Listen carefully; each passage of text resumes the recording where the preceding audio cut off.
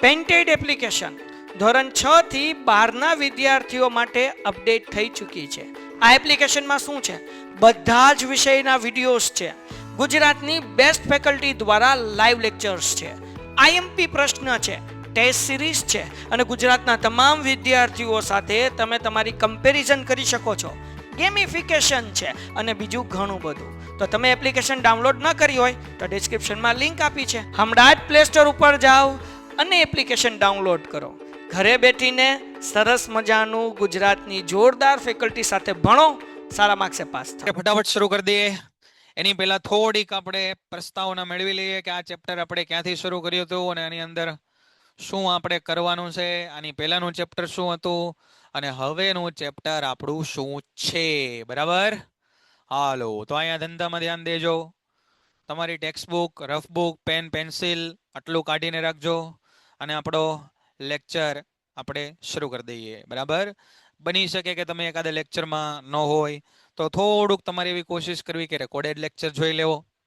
એટલોય time ન હોય તો પુસ્તકમાં થોડી થોડી નજર ફેરવી લેવી. પણ હું થોડુંક તમને રિવિઝન કરાવી અને આગળ આપણે વધીએ. બરાબર, ચાલો ત્યારે આની પહેલાના ચેપ્ટરમાં સાહેબ આપણે જોયું કે આપણી આજુબાજુ વસ્તુ શેની બનેલી છે? તો કે ભાઈ એને આપણે નામ આપ્યું સાહેબ દ્રવ્ય. આપણી આજુબાજુની વસ્તુ શેમાં બનેલી છે? દ્રવ્ય. બરાબર, તો આ દ્રવ્ય છે એ શેનું બનેલું છે એવું બધાય તે વૈજ્ઞાનિકોને પ્રશ્ન થયો. જેટલા પણ લોકો પહેલા હતા આપણા દેશમાં, જે મોટા મોટા વૈજ્ઞાનિક પહેલા હતા એને આપણે નામ આપતા હતા ઋષિ મુનિઓ. અને એ બધા પણ આવા શોધ સંશોધનો કરતા હતા અને એને ખબર પડી કે ભાઈ દ્રવ્ય બનેલા છે કણોના. બરાબર, કણો, એને આવું નામ આપ્યું.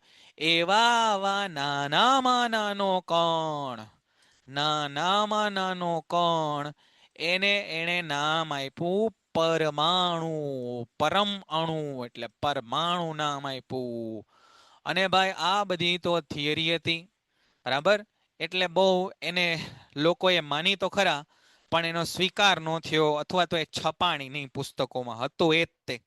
પછી ભાઈ પાશ્ચાત્ય વૈજ્ઞાનિકો આવ્યા, એ બધાએ શોધ સંશોધન કર્યા. વિજ્ઞાન ભાઈ તમે એમ કહો કે મને આવું લાગે છે, એમાં એ માને નહીં. એ કે ભાઈ પ્રયોગો કરીને તમે સમજાવો તો અમે માનીએ, નહીતર અમે માનીએ નહીં. તો બધા વૈજ્ઞાનિકો આવ્યા, એણે અલગ અલગ પ્રયોગો કર્યા.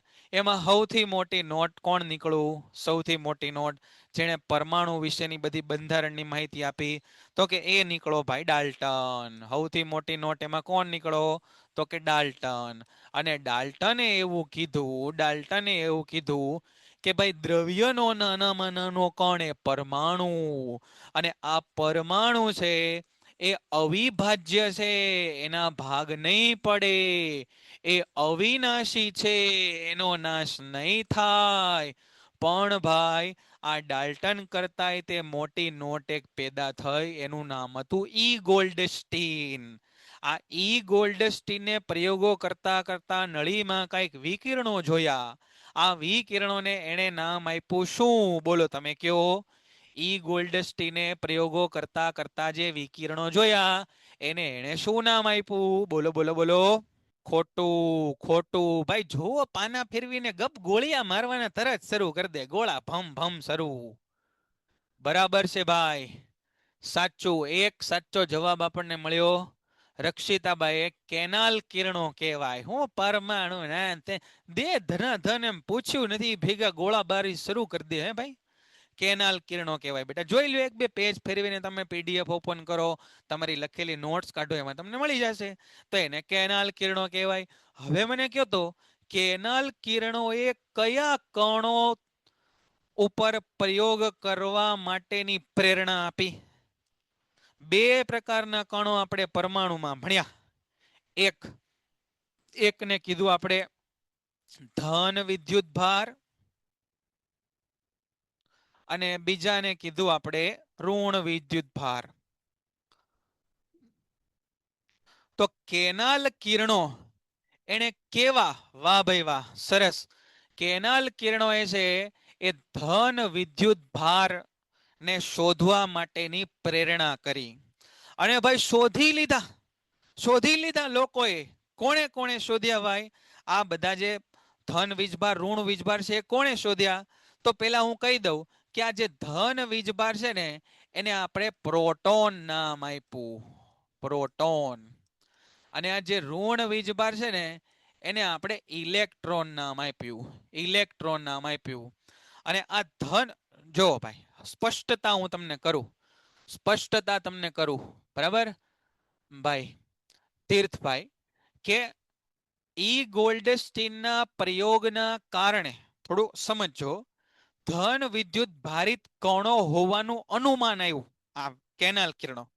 અને એ પછી એ ધન વિદ્યુત ભાર કોણ હતા ને, મતલબ એ કયા હતા, એ શોધ કરી બેટા, એ શોધ કરી અર્નસ્ટ રુથરફોર્ડે. એ શોધ કરી અર્નસ્ટ રુથરફોર્ડ. આપણે આવશે આનું નામ આગળ, રધરફોર્ડ બોલે અથવા રુથરફોર્ડ બોલે, બરાબર. તમે સમજો, થોડું કરેક્શન કરજો.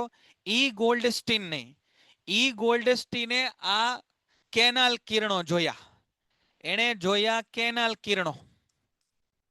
અને આ કેનાલ કિરણો હતા ને એ ધન વિદ્યુત ભારિત હતા. અને એમાંથી ધન વિદ્યુત ભારની ઓળખાણ છે ને એ આ અર્નસ્ટ રુથરફોર્ડે કરી, જેની વાત આપણે છેલ્લા લેક્ચરમાં નથી કરી, એ અત્યારે હું તમને કહું છું, કેમ કે આગળ આવશે. હવે આપણો મુદ્દો એ નવો શરૂ થાય છે. બોલો સમજાણું બેટા? આટલું ક્લિયર થયું તમને? વાત સાચી તમારી કે ઈ ગોલ્ડસ્ટીને છે એ આ બાબત પ્રત્યે લોકોનું ધ્યાન દોર્યું, પણ પછી એ કેનાલ કિરણો કયા ધન વિદ્યુત ભારના બનેલા છે ને એ અર્નસ્ટ રુથરફોર્ડે અથવા રધરફોર્ડે ઘણા બોલે છે, એણે શોધી કાઢ્યું. સમજાણું બેટા? બરાબર. તો આટલી વાત તમને ક્લિયર થઈ. અને ઋણ વિદ્યુત ભાર તમે બરાબર કીધું છે, ઋણ વિદ્યુત ભાર એ શોધ્યા છે જે થોમ્સન નામના બ્રિટિશ ભૌતિક શાસ્ત્રીએ, જે થોમ્સન નામના બ્રિટિશ ભૌતિક શાસ્ત્રીએ. આ જે થોમ્સન એ મોટી નોટ હતો, એણે ઇલેક્ટ્રોનની શોધ કરી એટલે એને નોબેલ પારિતોષિક મળ્યું. નોબેલ પારિતોષિક એ વિજ્ઞાનનો સૌથી મોટામાં મોટો પારિતોષિક છે અને એની કિંમત પણ ખૂબ વધારે હતી. અને વર્ષો સુધી આ જે થોમ્સને ભાઈ આ લેબોરેટરીની અંદર રિસર્ચ વર્ક કર્યા. અને આ જે થોમ્સનના 7 અસિસ્ટન્ટ અથવા એની સાથે કામ કરવા વાળા 7 વૈજ્ઞાનિકોને પણ નોબેલ પારિતોષિક મળ્યા. વિચારો કે આ કેવડી મોટી નોટ હશે, બરાબર. તો આ જે થોમ્સન એની વાત આપણે કરી, આટલી વાત આપણે કરી હતી. હવે પાછો પ્રશ્ન આપણો મૂળ તમને કહેતો હતો કે પરમાણુ સુધી તો પહોંચી ગયા અને લોકોને ખબર પડી કે ભાઈ પરમાણુની અંદર તો કંઈક છે. કેનાલ કિરણોમાં બેટા ધન વિદ્યુત ભાર હોય, બરાબર. પરમાણુની અંદર તો કંઈક છે. તો હવે કોઈ વસ્તુની અંદર કંઈક હોય તો એને અવિભાજ્ય કે અવિનાશી થોડી કહેવાય, બરાબર ને? મેં તમને ગયા વખતે તે ઉદાહરણો ઘણા આપ્યા હતા. તો આ માન્યતા ખોટી પડી. ડાલ્ટન અહીંયા ખોટો પડ્યો, કારણ કે ભાઈ આ રુથરફોર્ડે અને આ જે થોમ્સને પ્રોટોન અને ઇલેક્ટ્રોન શોધી કાઢ્યા. આ પ્રોટોન અને ઇલેક્ટ્રોન એને કેવા કણો કહેવાય? ચાલો એક શબ્દ આપણે પૂછવો હશે તમને અહીંયા કે પ્રોટોન અને ઇલેક્ટ્રોનને કેવા કણો કહેવાય બેટા? એને અપરમાણવીય કણો કહેવાય, એને ન્યુક્લિયોઇડ્સ કહેવાય. આ જે છે ને પ્રોટોન અને ઇલેક્ટ્રોન ને બધું, એને અપરમાણવીય કણો કહેવાય. એટલે પરમાણુની પણ અંદર રહેલા કણો, બરાબર. અપરમાણવીય કણો, અપરમાણવીય કણો. હવે જે અત્યાર સુધી સમજ્યા આપણે એને ડિટેલમાં બેટા હવે સમજવાનું છે આપણે, બરાબર. ન્યુક્લિયોઇડ્સ, હા ન્યુક્લિયોઇડ્સ એવું એને કહેવાય. હવે આપણે એને થોડુંક ડિટેલમાં સમજીએ, બરાબર. ચાલો ત્યારે હવે તમે આવી જાઓ બેટા પેજ નંબર કેટલા છે? પેજ નંબર 39 ઉપર આવી જાઓ. પેજ નંબર 39 ઉપર આવી જાઓ. અને હવે આપણો પાઠ અહીંયા શરૂ થયો છે ભાઈ. હવે જે મોટા પ્રશ્નો પૂછાવા જેવા છે હવે આપણે શરૂ થયા છે, એટલે બિલકુલ તમારું ધ્યાન છે એ અહીંયા હોવું જોઈએ. એમાં પહેલો આપણે વાત કરીએ છીએ જે થોમ્સનનો પરમાણુ નમૂનો. જે થોમ્સનનો પરમાણુ નમૂનો. સૌથી પહેલી જે પરમાણુ, હવે પ્રશ્ન શું રહ્યો કે ભાઈ આપણે કીધું કે પરમાણુ છે ને સાહેબ ઈ કોકનો બનેલો છે. એમાંથી બે વસ્તુ પકડાઈ ગઈ, પ્રોટોન અને ઇલેક્ટ્રોન. તો આ પ્રોટોન અને ઇલેક્ટ્રોન કઈક ગોઠવણીથી અંદર બન્યો હશે ને પરમાણુ. તો હવે પ્રશ્ન એ રહ્યો કે આ ગોઠવણી કેવી હશે, આ ગોઠવણી કેવી હશે. તો એ ગોઠવણી દર્શાવવાનો સૌથી પ્રથમ પ્રયાસ જે થોમ્સને કર્યો, જેમણે ઇલેક્ટ્રોન શોધ્યો તો એણે. થોમ્સને રજૂ કરેલ પરમાણવીય નમૂનો ક્રિસમસ કેકને મળતો આવે છે. તમે ઓલી જે કેક આવે એ જોઈ હશે, કેવી કેક કહેવાય, કપ કેક ટાઈપની કેક, કપ કેક ટાઈપની કેક તમે જોઈ હશે. એ કપ કેકમાં આખો તો મેંદાનો લોટ હોય અને અંદર બધી ફ્લેવર હોય, બરાબર. અને વચ્ચે વચ્ચે એમાં જો આપણે કંઈક નાખીએ, દ્રાક્ષ નાખીએ કે કાજુ બદામ નાખીએ તો કઈ પ્રકારનું થાય, એવું એણે કીધું કે ભાઈ એનો જે આકાર છે, એટલે કે એનો જે બંધારણ છે એ ક્રિસમસ કેક જેવું હોવું જોઈએ, જેમાં પરમાણુ ધન વિદ્યુત ભારિત ગોળો છે. એણે કીધું કે પરમાણુ, જો એણે આવું કીધું કે તમે વિચારો કે એક ગોળો છે, આ ગોળો આખો છે ને, આખો ગોળો એ ધન વીજભાર છે, ધન વીજભાર. સમજો કે કેક, આખી કેક, બરાબર, જે મેંદો અને એનાથી બનેલી છે આખી કેક. અને વચ્ચે આવી રીતે જેમ કેમ સૂકો મેવો નાખ્યો હોય આપણે, એ રીતે વચ્ચે છૂટા છવાયા છે ને એ ઇલેક્ટ્રોન છે. તો આ આખો ગોળો એ ધન વીજભારિત અને ઇલેક્ટ્રોન એ ઋણ વીજભારિત એમ કરીને પરમાણુ બનેલો છે. એમ કરીને ભાઈ પરમાણુ બનેલો છે એવું એને કહી દીધું, બરાબર. તો એને બે ત્રણ વસ્તુ સાથે સરખામણી કરી. પહેલી સરખામણી કરી એને શેની હારે, તો કે ક્રિસમસ કેક સાથે. આ પૂછાય છે પ્રશ્ન. જેમ ક્રિસમસ કેકમાં ગોઠવાયેલી સૂકી દ્રાક્ષ ની માફક ઇલેક્ટ્રોન ગોઠવાયેલા હોય છે. જો કેક આખી છે એ ધન વિદ્યુત ભાર અને એની અંદર ગોઠવાયેલી દ્રાક્ષ અથવા સૂકો મેવો એ ઋણ વિદ્યુત ભાર. બીજું એને કીધું કે તમે બીજું સમજી શકો કે જાણે કે આ પરમાણુ છે એ તરબૂચ જેવો છે. તરબૂચ કેવું હોય, તો કે સાહેબ આખો લાલ ભાગ હોય, લાલ, અંદર આખું લાલ હોય અને એની વચ્ચે કાળા કાળા બિયા હોય. તો આ જે લાલ આખો ભાગ છે ને, એને કીધું કે એ ધન વિદ્યુત ભાર છે અને એની વચ્ચે કાળા કાળા બીજા એ સમજો ઇલેક્ટ્રોન છે, જે ઋણ વિદ્યુત ભારિત છે. જેટલો ધન વિદ્યુત ભાર એટલો જ સાહેબ ઋણ વિદ્યુત ભાર, જેટલો ધન વિદ્યુત ભાર એટલો ઋણ વિદ્યુત ભાર. તો આ બંનેના મૂલ્યો સમાન, આ બેના મૂલ્યો કેવા થાય, સમાન. એટલે જેટલો પોઝિટિવ ચાર્જ એટલો નેગેટિવ ચાર્જ.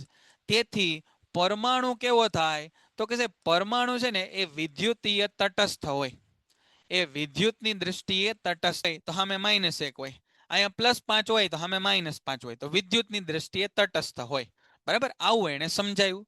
તરબૂચનું ઉદાહરણ લઈ શકાય કે જેમાં ધન વીજભારિત પ્રોટોન એ તરબૂચના લાલ ખાદ્ય ભાગની માફક સમગ્ર રીતે ફેલાયેલા હોય અને ઇલેક્ટ્રોને તરબૂચના લાલ ભાગમાં રહેલા બીજ એટલે કે બિયા જેમ ગોઠવાયેલા હોય. આવું એને કીધું વર્ષો પહેલા. ક્યારે, એ હમણાં આપણે વાંચીએ ત્યારે કીધું. આવું હોવું જોઈએ એવી એણે રજૂઆત કરી. પણ આમાં કાંઈ બહુ જમાવટ આવી નહીં. અન્ય વૈજ્ઞાનિકોને બહુ મજા ન આવી કે આવું ન હોય, આવું થોડું હોય, આવું કેક જેવું કેવું હોતું હશે, બરાબર. તો બોલો, આ જે આટલા 2, 4, 6 વાક્ય આપણે જોયા એ સમજાઈ ગયા બેટા બધાને? કે સૌથી પહેલા આ રજૂઆત થોમ્સને કરી કે પરમાણુની અંદર પ્રોટોન અને ઇલેક્ટ્રોન કઈ રીતે ગોઠવાયેલા હશે, એની સૌથી પહેલા વાત થોમ્સને કરી. અને એણે કીધું કે પરમાણુ તો જાણે ક્રિસમસની કેક છે, એ કેકની અંદર ગોઠવાયેલી સૂકી દ્રાક્ષ કે સૂકો મેવો એ ઇલેક્ટ્રોન છે અને આજુબાજુની કેક એ પ્રોટોન છે. જેટલો ઇલેક્ટ્રોનનો વિદ્યુત ભાર એટલો પ્રોટોનનો વિદ્યુત ભાર, એટલે પરમાણુ તટસ્થ છે. બીજું એણે ઉદાહરણ લીધું તરબૂચનું કે ભાઈ તરબૂચમાં જે લાલ કલરનો ભાગ દેખાય એ ધન વિદ્યુત ભાર છે, એની અંદર કાળા કાળા બિયા એટલે કે બીજ દેખાય એ ઇલેક્ટ્રોન છે. અને આમ કરીને પરમાણુનો નમૂનો એણે રજૂ કર્યો. પણ આમાં એક વસ્તુ સમજાણી કે ભાઈ આટલી વસ્તુ આનાથી ક્લિયર થઈ ગઈ કે થોમ્સને કીધું કે પરમાણુ છે ને એ ધન વીજભારિત ગોળો છે અને ઇલેક્ટ્રોન તેની અંદર જડિત થયેલા છે. અને જેટલો ઋણ વિદ્યુતભાર અને ધન વિદ્યુતભાર છે ને એ બેયના મૂલ્યો સમાન છે, એટલે વીજભારની દ્રષ્ટિએ આ પરમાણુ છે એ તટસ્થ છે. આટલું એ સમજાવી શક્યો, આટલું એ સમજાવી શક્યો. પણ તકલીફ કેવી થઈ કે ભાઈ પરમાણુને લઈને બીજા વૈજ્ઞાનિકોએ જે પ્રયોગો કર્યા ને એનું પરિણામ ભાઈ આ થોમ્સન સમજાવી શક્યો નહીં. હું વાત જે કહું એ જો સાચી હોય, મેં કંઈક પેન વિશે તમને કેટલાક સંશોધનો આપ્યા, તો ભાઈ તમે તે આ પેન લઈને પ્રયોગ કરો ને ઘરે, તો તમને એવા જ પરિણામો મળવા જોઈએ. અથવા તમને જે પરિણામ મળે ને એ હું સાબિત કરી શકવો જોઈએ, તો મેં આપેલા પરિણામો સાચા, અન્યથા ખોટા. તો આ તકલીફ ભાઈ થોમ્સન હારે થઈ ગઈ કે અન્ય વૈજ્ઞાનિકોએ જે પરિણામ મેળવ્યા હતા એને આ મોડેલથી સમજાવી શકાતા નહોતા. તો આવો પ્રશ્ન પૂછાય કે થોમ્સનના નમૂનાની મર્યાદા જણાવો. જો અહીંયા લખ્યું થોમ્સનના નમૂનાની મર્યાદા, અહીંયા હું લખી કાઢું કે થોમ્સનના નમૂનાની મર્યાદા શું હતી? મર્યાદા. થોમ્સનના નમૂનાની મર્યાદા જણાવો. થોમ્સનનો પરમાણુ નમૂનો સમજાવે છે કે પરમાણુઓ છે વીજભારની દ્રષ્ટિએ તટસ્થ હોય છે, એ તો સમજાવે. પરંતુ વૈજ્ઞાનિકો દ્વારા થયેલા પ્રયોગોના પરિણામને આ નમૂના દ્વારા સમજાવી શકાયા નથી. બરાબર, એને આપણે આ પરિણામ દ્વારા સમજાવી શકાયા નથી. આ એની મર્યાદા છે. બરાબર, આ છે એની મર્યાદા છે. બરાબર, ચાલો તો અહીંયા સુધી બધાને ક્લિયર થઈ ગયું ભાઈ? અહીંયા સુધી બધાને ક્લિયર થઈ ગયું? પરમાણુની શોધ થઈ ગઈ પછી વાત એમ આવી કે પરમાણુ શેનો બનેલો છે?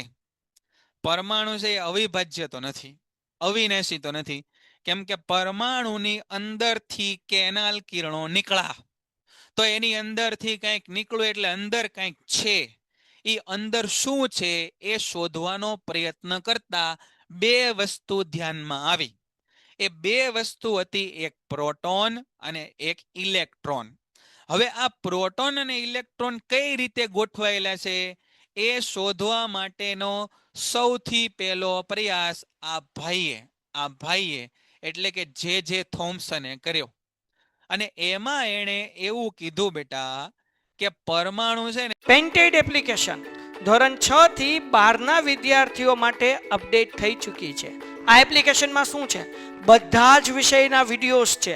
ગુજરાતની બેસ્ટ ફેકલ્ટી દ્વારા લાઈવ લેક્ચર્સ છે, આઈએમપી પ્રશ્ન છે, ટેસ્ટ સિરીઝ છે અને ગુજરાતના તમામ વિદ્યાર્થીઓ સાથે તમે તમારી કમ્પેરિઝન કરી શકો છો. ગેમિફિકેશન છે અને બીજું ઘણું બધું. તો તમે એપ્લિકેશન ડાઉનલોડ ન કરી હોય તો ડિસ્ક્રિપ્શનમાં લિંક આપી છે, હમણાં જ પ્લે સ્ટોર ઉપર જાઓ અને એપ્લિકેશન ડાઉનલોડ કરો. ઘરે બેઠીને સરસ મજાનું ગુજરાતની જોરદાર ફેકલ્ટી સાથે ભણો, સારા માર્ક્સે પાસ થાઓ. એ ગોળા જેવો છે, આખો ગોળો ધન વિદ્યુત ભારિત છે અને એની અંદર કેટલાક ઇલેક્ટ્રોન છૂટા છવાયા ગોઠવાયેલા છે. જેટલું અહીંયા પોઝિટિવ વેલ્યુ છે એટલી અહીંયા નેગેટિવ વેલ્યુ છે, એટલે બે એકબીજાને કેન્સલ કરીને પરમાણુ નમૂનો તટસ્થ થાય છે. આવી વાત એણે કરી. પણ ભાઈ બીજા વૈજ્ઞાનિકોએ જે પ્રયોગ કર્યા એને તો ભાઈ એ સમજાવી શક્યો નહીં. બરાબર, તો આટલી વાત આપણે અહીંયા કરી. હવે સૌથી અગત્યનો પ્રશ્ન આપણો અહીંયા શરૂ થાય છે, એ છે રુથરફોર્ડનો પરમાણુ નમૂનો. રુથરફોર્ડનો પરમાણુ નમૂનો. આ એ જ રુથરફોર્ડ છે ભાઈ જેણે પ્રોટોનની શોધ કરી હતી. આ એ જ રુથરફોર્ડ છે જેણે પ્રોટોનની શોધ કરી હતી. બરાબર, અને તરબૂચનું પણ એક્ઝામ્પલ એ જ રીતે. તરબૂચનો લાલ કલરનો ભાગ એ આ ધન વિદ્યુત ભાર અને એની અંદર કાળા બિયા એ ઋણ વિદ્યુત ભાર. બરાબર, ચાલો ઓકે છે હર્ષરાજભાઈ? ત્યારે આગળ વધીએ. બરાબર, જોજો બેટા, હવે આ બહુ અગત્યનો પ્રશ્ન છે. અર્નસ્ટ રુથરફોર્ડને એ જાણવામાં રસ હતો કે પરમાણુમાં ઇલેક્ટ્રોન કઈ રીતે ગોઠવાયેલા છે. એને આમાં મજા ન આવી કે ના ના ના ના આવું ન હોય, આ તો ખોટું છે. તે માટે રુથરફોર્ડે એક પ્રયોગ કર્યો. આ પ્રયોગ શું હતો એ સાંભળજો. આ પ્રયોગ શું હતો એ સાંભળજો. સોનાનો પાતળો વરખ લીધો. સોનાનો પાતળો વરખ લીધો. પાતળો વરખ એટલે એકદમ પાતળું પડ, એકદમ પાતળું પડ. કાજુ કતરીની ઉપર તમે ચાંદીનો વરખ જોયો હશે, એવો એણે સોનાનો વરખ લીધો. સોનાનો વરખ. કેવડો સોનાનો વરખ લીધો બેટા? તો કે 100 પરમાણુઓની જાડાઈ, સોરી 1000 પરમાણુઓની જાડાઈ. શું થાય? 1000 વરખ એટલે બેટા એકદમ પાતળો, એકદમ પાતળી પટ્ટી, પટ્ટીથી પાતળો. કાજુ કતરી જોઈ છે ને, જેની ઉપર આમ કાજુ કતરીની ઉપર ઓલું સિલ્વર કલરનું લગાડેલું હોય કાજુ કતરીની ઉપર, એને એને વરખ કહેવાય. વરખ એટલે શીટ, પેપર. આ પેપર, પણ પેપર તો બહુ જાડો કહેવાય.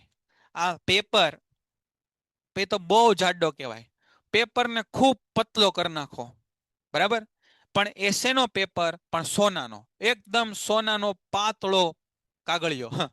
કાગળ નહીં, પણ સોનું, પણ એની પાતળી પાતળો પ્લેટ. પ્લેટ થોડીક જાડી હોય પણ એનાથી પાતળો એટલે એને વરખ નામ આપ્યું, બરાબર? તો તમે કાજુ કતરી જોઈ હોય તો તમને ખબર પડી જાય કે માથે સિલ્વર કલરનું ચોંટાડ્યું ને વરખ કહેવાય, વરખ. એવો એણે સોનાનો વરખ લીધો. હવે જો માનો કે આ એ સોનાનો વરખ છે. આ સોનાના વરખને હું આમ રાખું, આમ. આ પાતળો સોનાનો કાગળિયો, બરાબર? કાગળ નહીં, સોનું જ તે, પણ પાતળો, એકદમ પાતળો, એને વરખ નામ આપ્યું આપણે ગુજરાતીમાં, બરાબર? તો foil, gold foil, foil paper. લે, ફોઇલ ઉપરથી યાદ આવ્યું. ફોઇલ પેપર જોયો બધે? ફોઇલ પેપર તો જો, એલ્યુમિનિયમનો ફોઇલ પેપર, જેમાં આપણે ઓલું રોટલી બોટલી ગરમ રાખીએ ને બધું પાર્સલમાં મળે, બસ એ ફોઇલ એટલે વરખ. પણ એ ફોઇલ પેપર તો હજી કે જાડો કહેવાય. એને ખૂબ પતલો તમે કરી નાખો, ખૂબ જાડાઈમાં પતલો કરી નાખો, એવો વરખ આણે લીધો, પણ સોનાનો લીધો વરખ. અને સોનાનો વરખ એટલે લીધો કે સોનાને જ એટલું પાતળું કરી શકાય, બાકી કોઈને પાતળું કરવા જાવ ને તો તૂટી જાય. 10મામાં ભણશું આપણે. જોજો, આ વરખ છે સોનાનો. આ સોનાના વરખને આપણા પુસ્તકમાં આમ આકૃતિ આપીશ, આમ સાઈડમાંથી જોવો તો નમૂના પૂરતા અહીંયા કેટલાક સોનાના પરમાણુઓ હું દોરું છું. સોનાના પરમાણુઓ હું દોરું છું. 1000 પરમાણુઓની જાડાઈ થાય ને એટલું પાતળું. અહીંયા નમૂના પૂરતા આપણે 2 પરમાણુઓ બતાવ્યા છે. આ કઈ રીતે છે એ સમજો ભાઈ તમે. કઈ રીતે? આ ફોઇલ પેપર છે, એને આમ જોવાનો છે તમારે, આમ. અને એની ઉપર આપણે સ્થિર અસ્થિર એ વાત પેલા કરી છે સૌમ્યાબેન, બરાબર? જેની બહારની કક્ષા પૂરી ભરાઈ ગઈ હોય ને એ સ્થિર હોય. હિલિયમની બહારની કક્ષા પૂરી ભરાઈ ગઈ છે, એમાં 2 ઇલેક્ટ્રોન આવે એટલે એ સ્થિર છે. હાઇડ્રોજનને 1 ભરવાની બાકી છે એટલે એ પ્રક્રિયાઓ કરશે. સમજાણું? હવે સાંભળજો. હવે એણે આલ્ફા કણનો મારો ચલાવ્યો એના ઉપર. આલ્ફા કણોનો મારો ચલાવ્યો. આલ્ફા કણો. આલ્ફા કણો એટલે શું સાહેબ? તો કે હિલિયમ પરમાણુ હોય ને, હિલિયમ બેટા, એનો પરમાણુ ક્રમાંક 2 હોય. 1 H હાઇડ્રોજન, 2 H એ હિલિયમ. એની અંદર 2 પ્રોટોન હોય અને 2 ન્યુટ્રોન હોય. 2 ન્યુટ્રોન હોય. આ બધું આપણે આગળ ડિટેલમાં ભણશું. અને 2 ઇલેક્ટ્રોન હોય. 2 ઇલેક્ટ્રોન હોય. હિલિયમની અંદર 2 પ્રોટોન, 2 ન્યુટ્રોન અને 2 ઇલેક્ટ્રોન હોય. આ હિલિયમમાંથી તમે 2 ઇલેક્ટ્રોન કાઢી નાખો, આ 2 ઇલેક્ટ્રોન દૂર કરો. આ હિલિયમ છે. હિલિયમમાં શું હોય? 2 પ્રોટોન, 2 ન્યુટ્રોન અને 2 ઇલેક્ટ્રોન હોય. હવે આમાંથી બેટા તમે 2 ઇલેક્ટ્રોન દૂર કરી નાખો. લખો અહીંયા, માંથી 2 ઇલેક્ટ્રોન દૂર કરતા. 2 ઇલેક્ટ્રોન બેટા તમે દૂર કરી નાખો તો આ બની જાય 2He4 2+. લે લે લે લે, આ સમજાણું તમને? 2He4 2+. આ જવા દો, 2He4 જવા દો. આ He2+ સમજાણું તમને? He2+ સમજાણું શું થાય? હે, આયન. આ આયન થાય, સમજાણું?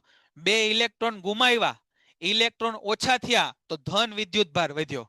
અને બસ આ 2He4 2 પ્લસ છે ને અથવા He2 પ્લસ છે ને એનું જ નામ બેટા આપણે આપ્યું આલ્ફા કણો. આ જે છે આ પોતે સ્વયં આલ્ફા કણો છે. આ પોતે જ તે આલ્ફા કણો છે. સમજાણું? આવા આલ્ફા કણોનો મારો એને અહીંયા ચલાવ્યો. તો એને જોવા મળ્યું કે અમુક આલ્ફા કણો તો સાહેબ ભટકાઈને પાછા વયા ગયા. પણ મોટા ભાગના આલ્ફા કણો સાહેબ આ વરખની આર પાર થઈ ગયા. આ જે વરખ હતો એની આર પાર થઈ ગયા. કેટલાક ભટકાણા અને ભટકાઈને આમ આડા અવળા થઈ ગયા. એને શુદ્ધ ગુજરાતીમાં વિચલન કહેવાય. બરાબર? અને કેટલાક છે એ આમ ભટકાઈને આમથી આમ જતા રહ્યા.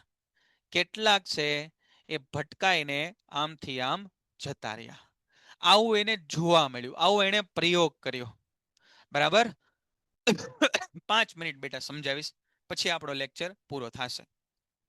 ભાઈ ધ્રુતિબેન, અહીંયા જે મેં ભાષણ કર્યું એ આલ્ફા કણો માટે જ કરેલું છે. આલ્ફા કણ એટલે હિલિયમ લ્યો, એમાંથી 2 ઇલેક્ટ્રોન કાઢી નાખો. હિલિયમ લઈને 2 ઇલેક્ટ્રોન કાઢો એટલે તમને જે મળે બેટા એને આલ્ફા કણો કહેવાય. બરાબર?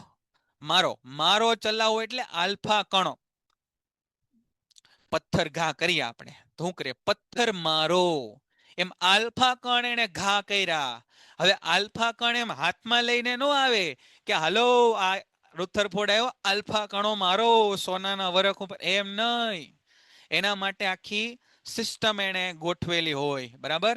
ઇલેક્ટ્રોન ગન આવે, એનાથી ઇલેક્ટ્રોનનો મારો થાય. બરાબર?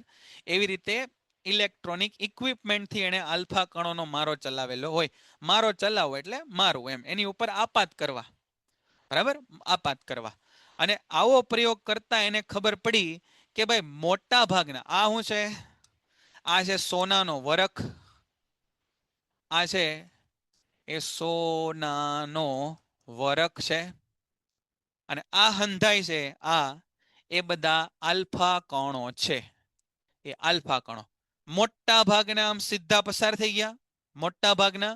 અને અમુક ભટકાય અને આમ ડાવડા થઈ ગયા. બરાબર? તો આવી વાત અહીંયા આગળ લખી છે. બરાબર? જો 2 મિનિટ આપણે સમય લઈને ફટાફટ વાંચતા નથી. હવે આટલું જ કામ અહીંયા રાખીએ. બરાબર? તો ઘરકામમાં આપણે શું કરશું બેટા? આટલું ભણ્યા આપણે. જો થોમ્સનનો પરમાણુ નમૂનો, એમાં આટલું અને આટલું. અહીંયાથી 4.2 પરમાણુ બંધારણ. આ પરમાણુ બંધારણથી શરૂ કરી અને અહીંયા સુધીનું તમારે ઘરકામમાં 2 વાર લખવાનું છે. બરાબર? આટલું લખવાનું છે અહીંથી જોઈને મુદ્દા પાડીને. બરાબર? આ પ્રશ્ન ઘણી વખત પરીક્ષાઓમાં પૂછાય છે. તો આટલું કામ આપણે અહીંયા રાખીએ. Thank you very much. Good night, bye bye, આવજો, જય Hind, all the best. Painted application ધોરણ 6 થી 12ના વિદ્યાર્થીઓ માટે અપડેટ થઈ ચૂકી છે. આ એપ્લિકેશનમાં શું છે? બધા જ વિષયના વિડીયોઝ છે. ગુજરાતની બેસ્ટ ફેકલ્ટી દ્વારા લાઈવ લેક્ચર્સ છે. આઈએમપી પ્રશ્ન છે, ટેસ્ટ સિરીઝ છે અને ગુજરાતના તમામ વિદ્યાર્થીઓ સાથે તમે તમારી કમ્પેરિઝન કરી શકો છો. ગેમિફિકેશન છે અને બીજું ઘણું બધું. તો તમે એપ્લિકેશન ડાઉનલોડ ન કરી હોય તો ડિસ્ક્રિપ્શનમાં લિંક આપી છે. હમણાં જ પ્લે સ્ટોર ઉપર જાઓ અને એપ્લિકેશન ડાઉનલોડ કરો. ઘરે બેઠીને સરસ મજાનું ગુજરાતની જોરદાર ફેકલ્ટી સાથે ભણો, સારા માર્ક્સે પાસ થાઓ.